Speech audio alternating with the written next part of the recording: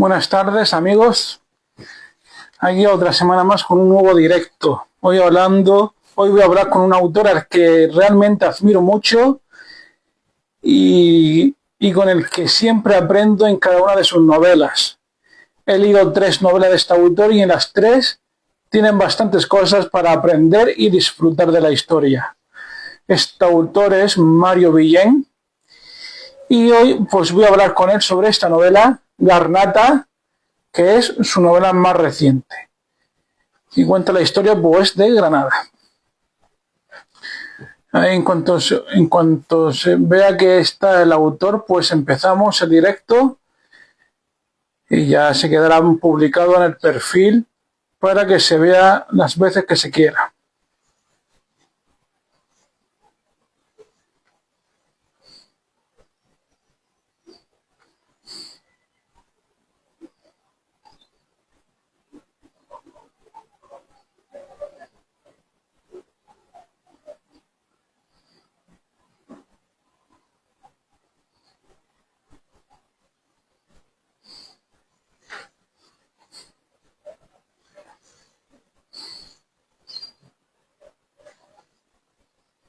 A ver si se une Mario. Y en cuanto lo vea por aquí, pues empezamos el directo de hoy.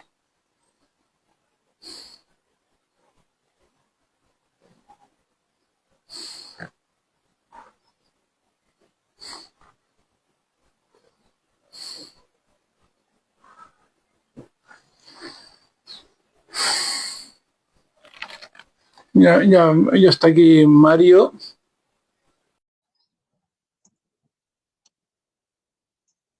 A ver si podemos mantener la conexión. Muy buena. Hola, ¿qué tal, Kiko? ¿Cómo estás? Pues muy bien, aquí disfrutando de novelas como la tuya. Genial. Oye, me alegra muchísimo que lo hayas disfrutado así. ¿Se oye bien? ¿Se me oye Sí, con sí, yo, los...? yo, yo te escucho bien, te veo bien y tú también a mí, o Sí, perfectamente, perfectamente. pues nada, ¿Qué tal? pues decirte que ha sido un placer leer Garnata y nada, como tus 2 novelas anteriores, que también la he disfrutado muchísimo. Me alegra mucho. Además, me consta que la has disfrutado, me lo has dicho personalmente, lo has publicado y te lo agradezco enormemente, Kiko. Todo ese apoyo es fundamental para un escritor. Pues nada, pues si te parece empezamos, ya que la gente se una cuando pueda y como, Estupendo. y como siempre hago, después publico el vídeo del directo en la cuenta para que se vea una, dos o las veces que se quiera. Así que, pues empezamos si Genial. te parece. Perfecto. Cuando quieras. Bueno, pues como ya has estado por aquí por mis directos varias veces, pero quería que nos recordaras quién es Mario Guillén, sobre todo para pues, mis nuevos seguidores, que digo que alguno nuevo tendré. ¿Quién es Mario Guillén? Pues mira, Mario Villén es alguien que escribe prácticamente desde que nació, desde muy pequeñito, desde los 10, 12 años con conciencia literaria, que no ha dejado de trabajar y de esforzarse por aprender en este mundillo, que empezó escribiendo relatos, luego pasó a novelas cortitas y pronto se metió en novela histórica. Es granadino, pero vive en Málaga desde hace más de 20 años y aparte de escritor también es funcionario de administración, de la Administración del Estado. Así muy a grandes rasgos, ese soy yo.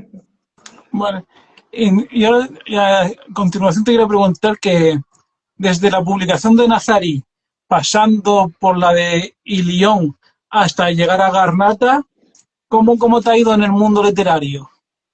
Pues la verdad que estoy muy contento. El proceso, bueno, Nazarí fue el primer subidón, pues yo llevaba tiempo escribiendo antes de publicar Nazarí con Erasa, con esa editorial que me dio la primera oportunidad, ¿no? Para publicar con una editorial nacional y estar en todas las librerías. Antes había autoeditado un par de novelas y tampoco me había ido mal, pero bueno, no es lo mismo, evidentemente no es lo mismo.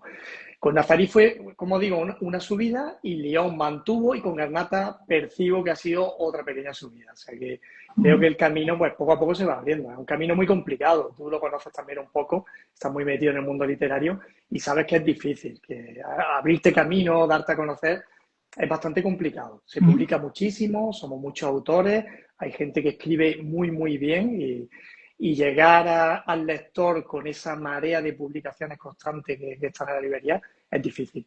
Pero la verdad es que por mi parte no me quejo, no me puedo quejar.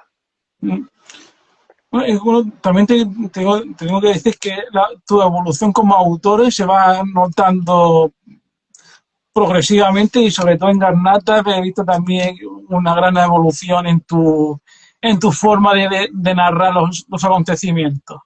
Qué bien, pues me alegra mucho porque se trata de eso. Al final, esto es como decía Muñoz Molina, la mejor novela no es la última que ha escrito, sino la siguiente. El escritor siempre está mirando hacia adelante, lo que quiere es hacer algo mejor, evolucionar. Y yo soy consciente también de que no escribo ahora como escribí hace 10 años o hace 20 años. O sea, que intentar siempre aprender y mejorar.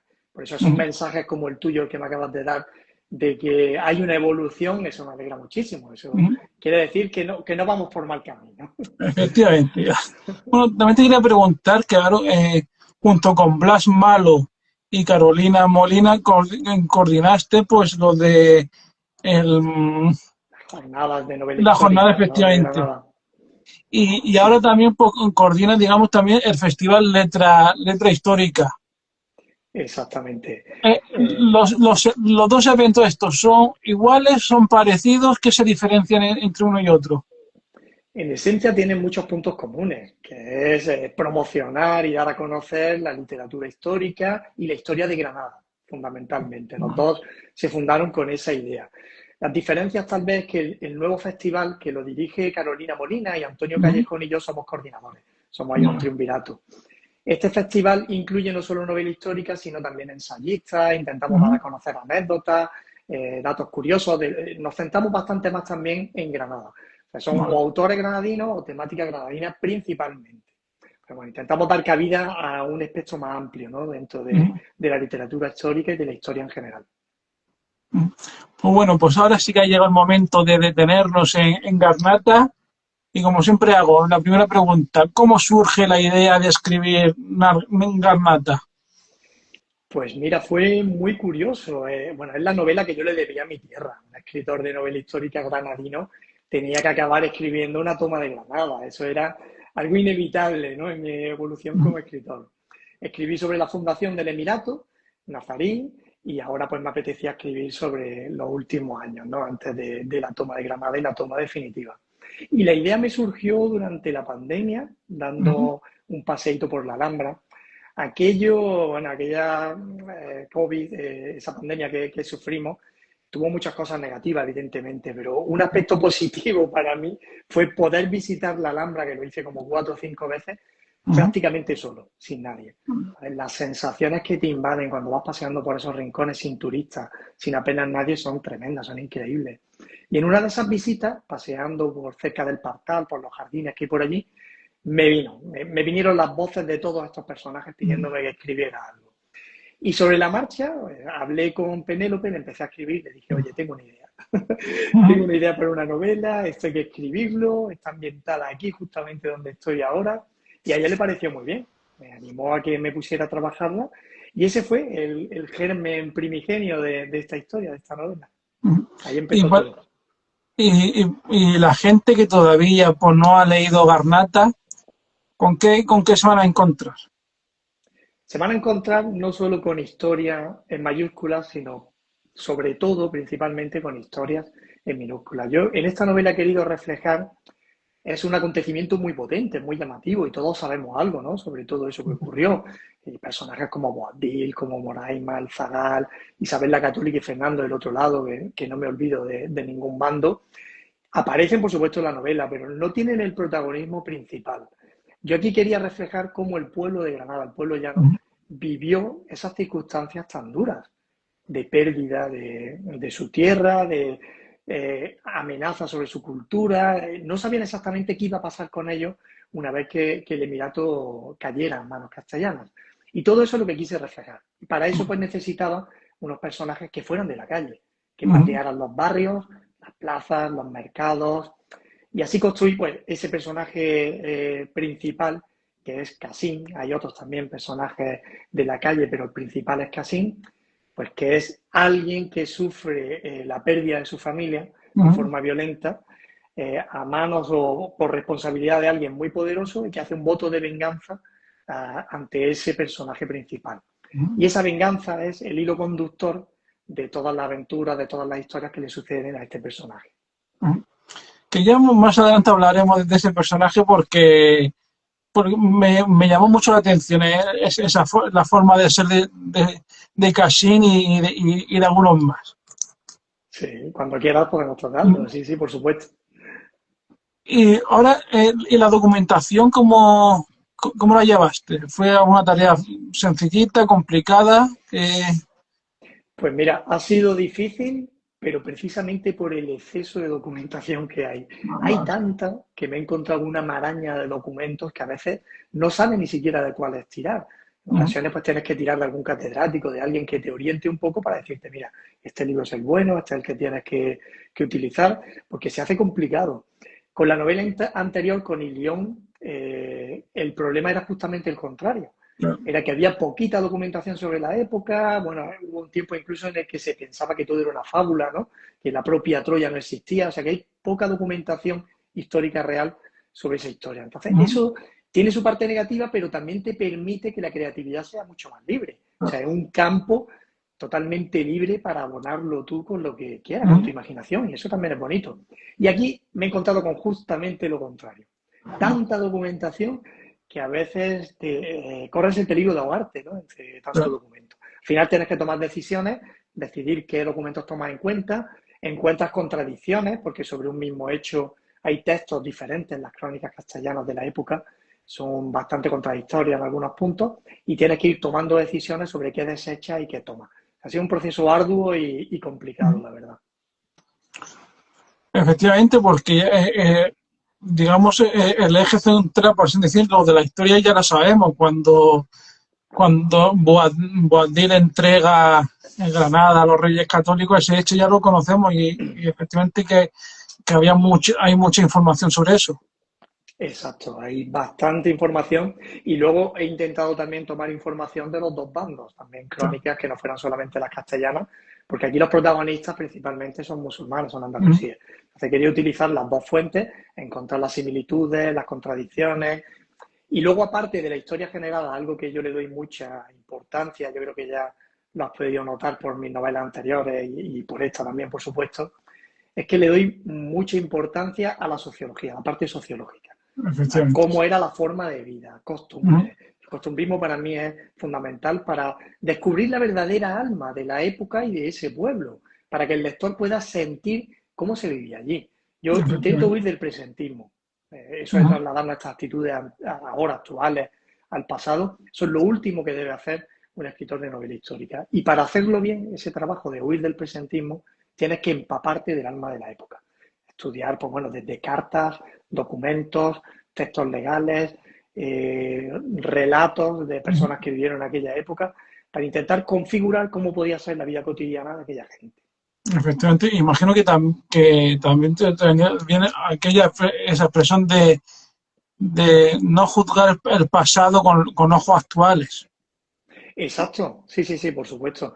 Hay que meterse en la mentalidad de la época, ya tanto en un bando como en otro. Además, tener en cuenta que normalmente cuando hablamos de reconquista, de ese proceso, siempre hay una parte de la sociedad que considera buenos a unos o buenos a los otros, como un enfrentamiento, como si hubiera un bueno y un malo. Yo huyo también de eso, del maniqueísmo. Yo creo que en definitiva, en este momento concreto, o en otros momentos del Andaluz, sí que podríamos hablar de algún bando no muy bueno, ¿no? Con unas intenciones bastante regulares. Pero en este momento concreto, en el reino nazarí de Granada, no considero que hubiera buenos y malos. En realidad eran dos bandos con intereses diferentes que chocan, que en un momento dado sus intereses chocan y quieren hacerlos prevalecer. Y hay que comprenderlos, tanto a uno como a otros. En esta novela pongo el eje principal en el bando nazarí, los protagonistas principales son nazaríes, pero no me olvido del bando castellano. Isabel y Fernando son dos personajes muy potentes en esta historia y no los reflejo tampoco como los que quieren invadir y acabar con el Emirato de Granada porque sí, con maldad. No, pues pongo sus intereses desde su punto de vista. Intento tratarlo desde ahí. ¿Y cómo te sientes más cómodo? ¿Escribiendo la novela en cuestión o en la fase de documentación? ¿En qué momento? Pues cada una tiene sus cosas. En la fase de documentación la puedes estructurar, es como estudiar para un examen, para una oposición. O sea, al final, si le dedicas horas y tiempo, lo consigues. La fase creativa, para mí, es la más gustosa, evidentemente, como escritor es lo que más me gusta. Pero también tiene el problema de que la mente libre, todo el campo abierto totalmente, se te puede complicar. O sea, tienes que tomar muchas decisiones. Yo, personalmente, lo que más disfruto es escribiendo. Una vez que tengo ya el proceso de documentación completado y me lanzo a escribir, es lo que realmente disfruto. A mí lo que me gusta es construir la historia. Y también te quiero preguntar sobre las opiniones de los lectores, de la gente que ha leído ya Garnata y que te han ido contando. Porque la novela se publicó el año pasado, si no recuerdo mal. Sí. Por estas fechas, más o menos, si fue por mayo del año pasado. Pues mira, me siento afortunado en ese aspecto también, porque todos los mensajes que me han llegado son bastante positivos, ¿no? Que yo recuerde, no ha habido así críticas negativas. En las anteriores alguna que otra ha habido, porque eso siempre, como se suele decir en el mundillo, ningún libro sin su estrella, ¿no? Con la estrella única en Amazon, con esa crítica negativa que te ponen, casi todos los libros las tienen, pero en este caso no me he encontrado ninguna opinión así que me haya destacado los aspectos más negativos.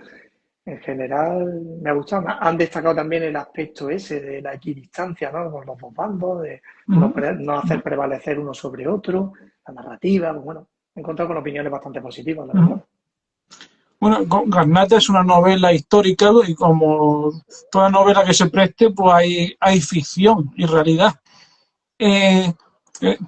Centrándonos en la novela que nos ocupa hoy, ¿cuándo viste que ya la parte de ficción ya era suficiente y cerraste la ficción para que, digamos, la historia no se te fuera por otros derroteros? ¿En qué momento notaste que dijiste, ya está, hasta aquí llega la ficción?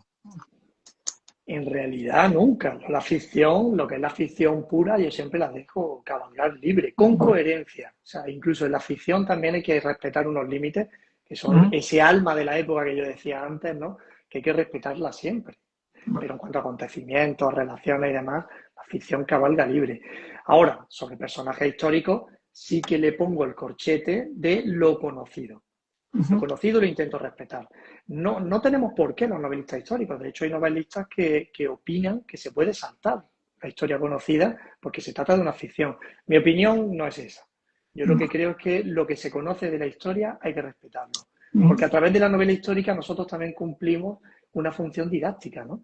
Tenemos que enseñar la historia. Si la tergiversamos, si no utilizamos los datos conocidos, lo que estamos enseñando es una historia deformada o que no es real. O sea, que tenemos que intentar respetar la historia conocida. Pero fuera de eso, las famosas lagunas históricas, ¿no? Que nos encontramos los autores, lo que no nos dice la historia, ahí sí que podemos meter ficción. Y yo lo he hecho. Yo he metido esa ficción, pues bueno, la relación de Moraima. No quiero tampoco hacer spoiler por si alguien no la ha leído, pero eso no hay ningún documento que lo diga. No hay tampoco ninguno que lo contradiga, porque sobre Moraima hay muy poquito escrito. Las crónicas Andalusía musulmanas suelen hablar muy poquito sobre la mujer.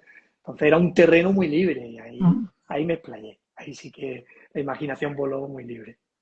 Mira, pues te voy a confesar ahora una anécdota, digamos, y es que en tu novela ha sido la segunda novela en que he visto ese nombre de Moraima. ¿Ah, sí? Y hace unos meses leí una novela protagonizada precisamente por esta mujer. Ah, qué bien. Mira, me gusta que se le dé protagonismo a la mujer. Yo también lo sabrás, ¿no? Por las 3 novelas que he leído mías, que yo le doy mucho protagonismo a la mujer. Yo intento siempre tener personajes femeninos muy potentes y representativos también de su época. A veces, sobre el tema este de la mujer, es que solemos pensar que para respetar la historia no hay que poner a las mujeres en un papel determinado, pero que no aparezcan en las crónicas no quiere decir que no existieran. Que no se cuenten en las crónicas determinadas cosas de la mujer no quiere decir que no desempeñaran esos papeles. Por ejemplo, las crónicas musulmanas sobre la relación de hijos de los emires no nombran a las hijas, mujeres, solo nombran a los varones. ¿Qué quiere decir? ¿Que solo tenían hijos varones? No. Que no se cite en la historia no quiere decir que no existieran. Y creo que es importante también reivindicarlas y reivindicar el papel que pudieron tener. Efectivamente. Bueno, ahora llegamos al punto de hablar de los personajes y los personajes de Garnata lo has creado utilizando siempre el mismo procedimiento con respecto a tus novelas anteriores o lo cambias según la historia que quieres contar? ¿Cómo En creas términos, a los personajes?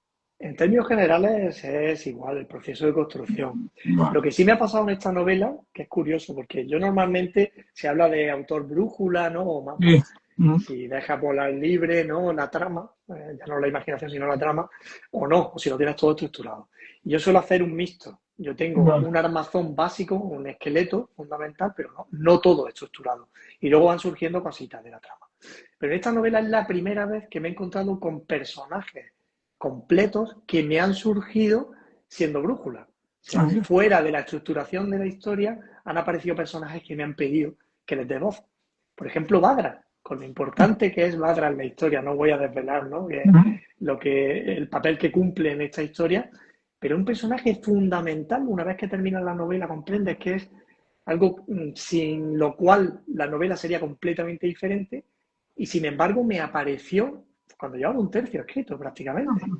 Cuando aparece la primera vez en la novela, hasta ese momento yo no la tenía prevista. Y apareció, me pidió que le diera voz, se la di y luego fue cobrando protagonismo. O sea, esa es la primera vez que me ha pasado, eso sí es la primera vez que me ha ocurrido. Mira, pues hablemos de algunos personajes, por ejemplo, espérate, me lo apunto por aquí. A ver. Sí, Boabdil, los Reyes Católicos, Beatriz y Casim. De todos estos personajes, ¿qué destacarías de cada uno de ellos? Boabdil, ¿me has dicho primero? Sí, vamos a empezar por Pues Boabdil. de Boabdil yo aquí lo que he querido destacar, aparte de que fue el último emir de Al-Ándalus, ¿no? Lo que ya todos sabemos, he querido destacar lo que menos se sabe. Y es que durante todo el proceso fue un padre atormentado por la ausencia de su hijo. Y ese aspecto personal de Boabdil, ese desgarro por no tener a su hijo cerca y quererlo recuperar, se conoce poco. Y es muy importante para comprender cómo se suceden los acontecimientos en la negociación de las capitulaciones de Granada y la entrega definitiva. Boabdil, por si no lo sabe, si alguien nos está escuchando y no lo sabe, fue hecho preso. La primera vez que consiguió el Emirato cayó preso en una batalla, en la batalla de Lucena, y para negociar su liberación entregó a su único hijo varón a cambio. Su único hijo, en realidad, tenía solamente un hijo. Desde ese momento, desde que él es liberado a cambio de entregar a su hijo como rey, ese hijo, Ahmed, es criado por los reyes católicos. Muy bien tratado, sí, muy bien cuidado, pero en manos de los reyes católicos, apartado de su padre. Cuando Boabdil se aparta de la negociación con los reyes católicos y comienza a enfrentarse a ellos, imagina el dilema moral que puede tener de saber que se está enfrentando a quienes tienen a su hijo en su poder. O sea, esa circunstancia es durísima y apenas se comenta, pero es que la historia está hecha con historias personales. En la historia la construyen personas, no personajes, construyen personas, padres, hijos, esposas, no solo reyes que pensamos que están subidos en el pedestal como un semidios, no, las personas que tenían sus emociones y sus sentimientos. Y eso quería destacarlo aquí. De igual manera con Isabel y Fernando, ¿no? También me preguntabas por ello. Sí.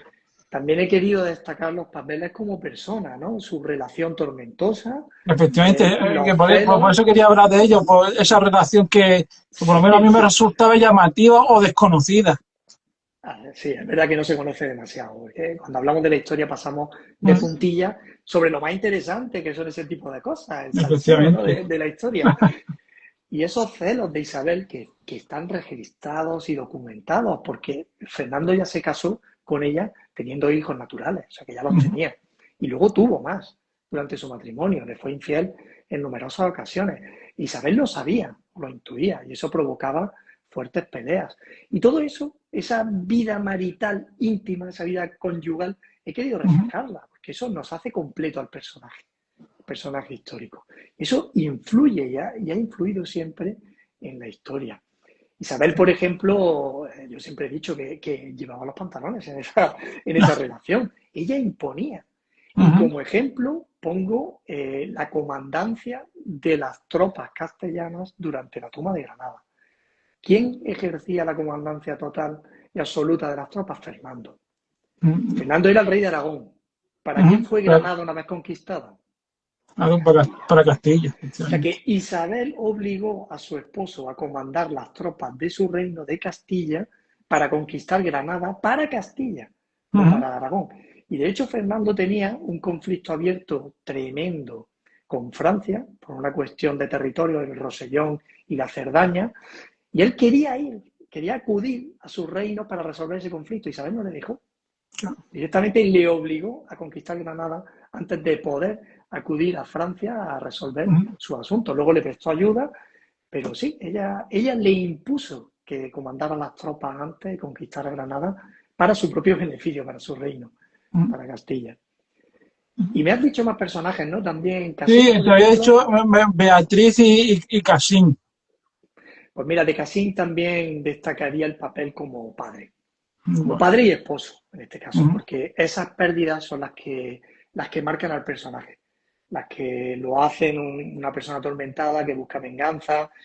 En alguna ocasión he comentado que Garnata es la historia de dos padres, en realidad. Dos padres que pierden a su hijo de forma diferente. Uno lo pierde de forma violenta, muere en su hijo, y el otro lo pierde porque lo entrega como rehén. Pero en definitiva son dos padres que uno quiere vengar las muertes de su hijo y el otro quiere recuperarlo porque lo ha perdido. Ese es el aspecto, yo creo, que es más reseñable de Casín. Y luego Beatriz, a mí Beatriz me encanta. Es un personaje que yo lo amo, vamos. Es como Marian en Nazarí, es un personaje parecido. Personaje libre, un alma libre, es una conversa o hija de converso que pierde a sus padres en un auto de fe y ella es criada por unos castellanos viejos que se apiadan de ella y la crían. Y se ve obligada a tomar determinadas decisiones, incluso a participar en las campañas castellanas para huir de las sospechas que siempre pesaban sobre los conversos judíos, ¿no? Y bueno, su vida se cruza con la de Casín en un determinado momento y tienen pues una relación, que tampoco quiero anticipar demasiado, pero bueno, tiene su relación también. Efectivamente, y que la gente pues, aproveche para leer Garnata y se entera de todas las relaciones que hay en la novela. Sí. Mira, me está enseñando la portada y se me ocurre una cosilla que podríamos comentar sobre la portada. Bueno, la portada a mí me encanta, yo no sé si os parece lo mismo, pero para mí es preciosa. Tiene un pequeño texto debajo de la granada, no sé si lo veis, aparece al revés, pero ya lo leo yo, que es ahora y después de ahora para siempre. Y esto no está ahí puesto porque sí, ni es una frase mía ni nada. Esa es la coletilla real que aparece después de cada capítulo en la capitulación para la entrega de Granada. O sea, después de cada uno de los capítulos de esa negociación para la entrega de Granada, aparece ese ahora y después de ahora para siempre. Y aparece por expreso deseo y petición de los granadinos. Los granadinos veían que esa capitulación era tan beneficiosa para ellos que querían atarla de alguna manera para siempre, como diciendo que esto perdure, que no se venga abajo nunca y que se respete siempre. Parece que ya intuían, ¿no? lo que iba a pasar. Y por eso ese ahora y después de ahora para siempre. Y luego también comentar las dos dagas que atraviesan la Granada, que una de ellas es castellana, cristiana, y la otra es una daga de orejas nazarí. Es una obra de arte nazarí típica y viene a representar, pues bueno, que la Granada, al pueblo de Granada al final, lo apuñalaron o le hicieron sufrir tanto los castellanos como sus propios dirigentes nazaríes. Es una portada muy potente y con mucho mensaje. Efectivamente, aparte que aquí es la Granada como la fruta, efectivamente. Eso es, exactamente. Y los leones de Castilla que aparecen a ambos lados de la Granada. Efectivamente, aquí... Son los leones que representan al reino de León y a Castilla. Bueno, de todos los personajes de los que hemos hablado antes, si existieran todavía en otros días, ¿con cuál te irías a tomar un café o alguna cervecita? ¿Con quién te irías de tapeo? El más divertido sería el sinvergüenza de Fernando. Ese sería el más divertido seguro. Está claro que era un personaje, pero un personaje de verdad, ¿eh? Además apostaba, sumaba. Hay textos de clérigos amonestándolo por esas apuestas que solía hacer, jugar apostando dinero, por sus relaciones con otras mujeres. Era un personajazo de su época. Pero yo me iría tal vez con Reduán. Reduán, ese faquí del Alcazaba Cadima, del Albaicín. Ese personaje le tengo también mucho cariño, muy entrañable, un sabio. Yo he intentado volcar un poco mi aspiración, ¿no?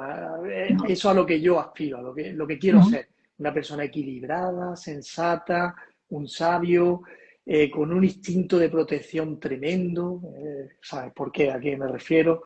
Y yo con ese personaje me iría a tomarme un té, una cerveza, lo que quisiera. Me encantaría estar con él. Pues también hay algunas novelas que leo que tienen varias frases que se quedan conmigo durante un tiempo y con Garnata me ha pasado. Frases como, por ejemplo, somos como las flores, llenos de vida, pero basta una helada o un cambio de aires para que nos marchitemos. Esta frase, cuando la leí, me recordó mucho a la película aquella de Tom Hanks con la caja de bombones, cuando dice Ah, mi madre dice que la vida no sé qué son como una caja de bombones.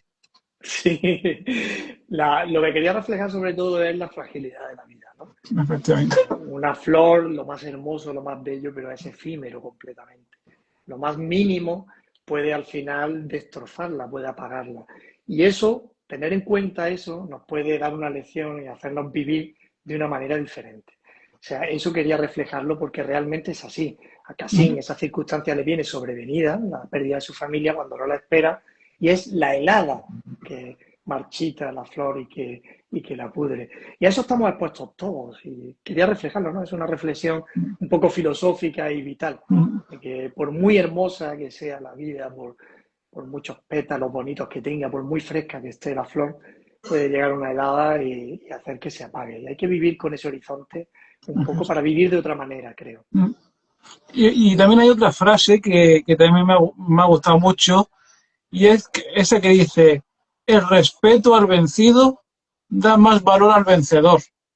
Me ha llamado mucho la atención porque todos sabemos ya cómo suelen terminar las guerras y demás, que el que gana trata de eliminar al que pierde, sabiendo que si el respeto tuviera al orden del día, quizás estaríamos muchísimo mejor. Esa frase me gusta que la hayas destacado, a mí me gusta mucho. Esa frase sí es mía, que no la he visto por ningún sitio. Y la escena es muy bonita, es muy potente y habla de cómo afronta la pérdida el pueblo andalusí. Esa frase aparece casi al principio, con la toma de Vera. Es el alcaide de Vera, es el que la dice a Fernando, son las primeras páginas. Una vez que cae Vera ante el poder de los castellanos, el alcaide pide ver al rey Fernando. Fernando, bueno, viene a argumentar o a decir que es un simple alcaide, que un rey no tiene por qué recibir a un alcaide, que no están en la misma categoría, ¿no? Que recibiría a un rey al emir de Granada, pero al alcaide no tiene por qué. Y su secretario, Hernando de Zafra, que es otro gran personaje también de esta novela, le insiste, le dice que bueno, que este alcaide puede mediar con los otros alcaides de la zona, que puede ser útil, como que media un poco para que lo reciba. Fernando finalmente lo recibe, él le da las gracias y cuando se va, el alcaide de Vera le dice a Zafra, además en castellano, esa frase. Y al decirlo en castellano, lo que transmite al lector es que ha entendido todo lo que ha dicho el rey Fernando rechazando verlo. Le dice esa frase como diciendo, oye, te he escuchado, pero el respeto al vencido da más valor al vencedor. Para mí es una escena súper potente, me alegra que la hayas destacado. Y la frase también es de las que es como si fuera en un combate de boxeo, un golpe que se te queda grabado. Sí, es un poco la actitud, ¿no?, del pueblo andalusí, que piden respeto, ¿no? A pesar de que saben que van a acabar perdiendo. Bueno, si quieres tener valor como vencedor, respétame. Efectivamente. Bueno, y ahora, no sé si la vez anterior te lo pregunté o si no te lo vuelvo a hacer. A la hora de ponerte a escribir, ¿tienes alguna manía que se pueda decir? No, no puedo tenerla. No, no puedo tenerla porque las circunstancias de la vida son, vamos, un maremoto que te lleva. Y como no pueda aprovechar el minuto rascado, yo llego a escribir incluso en el móvil, en la playa. Llega a escribir. Tengo un niño pequeño, tengo un niño de 8 años, tengo mi otro trabajo, las cosas cotidianas del día a día, con todo eso hay que convivir a la vez de escribir.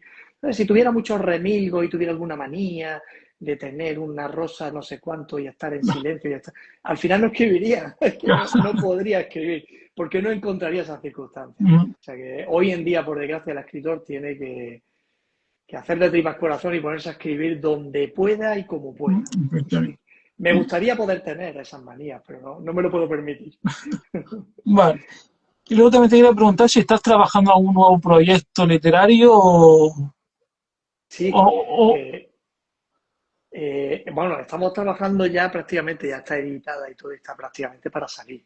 Todavía no lo he anunciado, o sea que aquí en tu directo vamos a dar la primicia. Sale el mes que viene, ya en mes y poquito. Pronto ya empezaré a poner algunas cositas en redes. Tampoco quiero anticiparme demasiado, pero aquí sí aprovecho ya y lo comentamos. Es un thriller histórico, se va a titular El Elegido. Creo que ya se puede ver incluso la portada, si consultáis las páginas de librerías y demás, ya está, porque está en preventa. Y está ambientado precisamente en la Alhambra, en el siglo XIV, o sea, en mi Alhambra. Imagínate el escenario tan bonito, tan potente, ese ambiente de intrigas que siempre ha habido en la Alhambra, precisamente en el siglo XIV, como escenario para un thriller. O sea que es una historia muy, muy bonita. Muy bonita. Suena muy bien, la verdad. Sí, es que el escenario es real. Hoy en día se tiende a escribir mucho thriller histórico y suena como metido todo con calzador, ¿no? Incluso personajes a los que no les pega haciendo de investigadores. Sin embargo, aquí he sentido que esto es zapato que entra en el pie perfectamente. Porque es que el ambiente era así, es que realmente había miles que morían asesinados, había conjuras, los palacios de la Alhambra documentado en la historia vivían ese tipo de tramas. Entonces, aprovechar ese ambiente general tan propicio para el thriller, para construir una historia de thriller, para mí ha sido un regalo, ha sido un regalo. Bueno, pues la leeré cuando sea y te haré otro directo. Perfecto. Yo ya sabes que si tú me dices ven, yo lo dejo todo y estoy aquí contigo un ratito tan bueno que pasamos siempre que hablamos, Kiko. Yo te agradezco además el apoyo. Bueno, como última pregunta por mi parte, no sé si alguien que lo esté viendo tiene alguna pregunta, decirle que la puede hacer, pero como digo, como última pregunta por mi parte, que es, ¿qué recomendación harías de lo último que hayas leído y que te haya gustado? Pues bueno, he leído los dos últimos libros que he leído. Uno es Ciudad de Sal, de mi buen amigo David Hill. He tenido el privilegio de leerlo en borrador incluso. Es una maravilla, es una joya. Estoy leyéndolo, de hecho, por segunda vez. La presenta este mes, o sea que os animo a comprarla y a leerla porque es una pasada de libro. Y luego he leído también otro que me ha gustado bastante, la verdad que he tenido suerte, las dos últimas lecturas me han encantado, que es Comerás Flores, que es un éxito editorial. La he escuchado mucho, el título ese de Comerás Flores. Sí, pero hay muchos éxitos editoriales que luego defraudan. Y me ha pasado, Me ha pasado con más de uno y además recientes, que luego lo lees y bueno, no entiendo el éxito. Pero con este en particular, a mí me ha cautivado. Me ha gustado mucho la narrativa, la sutileza con la que está escrita esta historia descrita y la verdad es que lo he disfrutado mucho. Pues nada, pues ya no tengo más preguntas que hacerte y si hay alguien que lo quiere... Eso, si alguien quiere aprovechar y escribir por mensaje alguna preguntita, que dispare. Bueno, dice una afición de libro, dice que me quedo sin palabras, ese es el comentario que dejan. Pues que se anime, si quiere preguntar algo puede aprovechar. A ver si alguien ha dejado... Pues no veo ninguna pregunta ni comentario, pues lo dejamos aquí y nada, lo he dicho antes, que cuando salga tu próxima novela y la lea, pues te hago otro directo. Estupendo, Kiko. Y yo encantado de venir otra vez a charlar contigo. Pues nada, pues un saludo y hasta la próxima. Un saludo y muchas gracias por contar conmigo. Gracias a todos los que han estado viéndolo y lo verán. Hasta la próxima. Hasta la próxima. Pues hasta aquí el directo de esta semana. La semana que viene trataré de tener otro y ahí ya lo iré anunciando por las redes. Mientras tanto, como siempre digo, leed y disfrutad de la literatura y daros las gracias por estar al otro lado de la pantalla. Y nada, que seguimos en contacto y leyendo.